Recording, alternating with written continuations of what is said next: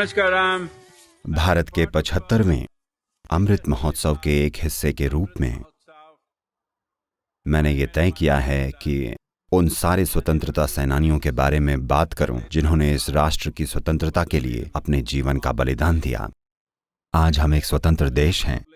ऐसा होने के लिए 90 सालों का संघर्ष, आधिकारिक तौर पर सन 1857 से 1947 तक ये संघर्ष चला। 90 सालों तक लगभग 3 से 4 पीढ़ियों ने लड़ाइयां लड़ी, लेकिन दुर्भाग्य से उनमें से अधिकांश नाम गुमनाम हैं। उन्हें सम्मानित नहीं किया गया, उनके परिवारों को सम्मानित नहीं किया गया, उनके लिए कोई स्मारक नहीं है। तो मैंने सोचा कि लोगों के जहन में उनकी याद ताज़ा करूं, खास तौर पर देश के युवाओं के, क्योंकि वो देश जो कृतज्ञता के भाव के बिना जीता है ज्यादा दूर नहीं जाएगा। ये बहुत महत्वपूर्ण है कि पिछली पीढ़ियों ने जो हमारे लिए किया है उनके लिए हम उनका सम्मान करें और आभारी रहें। इसके एक हिस्से के रूप में आज 21 मार्च को, जो कि मिट्टी बचाओ रैली का पहला दिन है, मैं आपको एक महान हीरो की याद दिलाऊंगा जो तेलंगाना क्षेत्र के गोंड समुदाय से थे।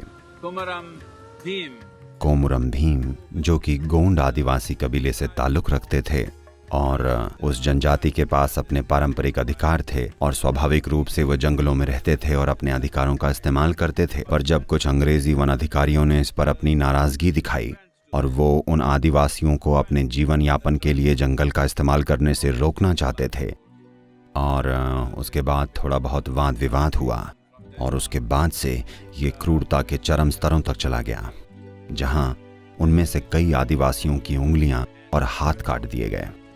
और तब कोमुरम भीम अपने कबीले के लिए लड़ने के लिए उठ खड़े हुए और कई सालों तक लड़ाई की, और उन्होंने एक गुरिल्ला आर्मी बनाई और बहुत बहादुरी से अंग्रेजों के खिलाफ लड़े। एक गुरिल्ला सैनिक के रूप में उनकी वीरता और साहस वर्तमान तेलंगाना के उस क्षेत्र में एक बहुत ही प्रसिद्ध कथा बन गई है।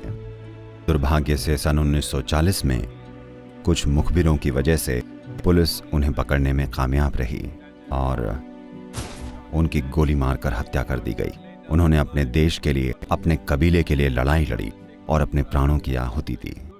तो हमारे लिए उनके त्याग को, उनकी बहादुरी को और सबसे बढ़कर अपने लोगों की खुशहाली के प्रति उनकी प्रतिबद्धता को याद रखना अच्छा है। मैं चाहता हूं कि युवा इसे याद रखें। अगले 75 दिनों तक मैं सोशल मीडिया पर हर दिन एक क्रांतिकारी को फिर से जीवित करूंगा। कृपया इसे अपने दोस्तों के साथ शेयर करें और सबसे बढ़कर उनके प्रति आभार व्यक्त करें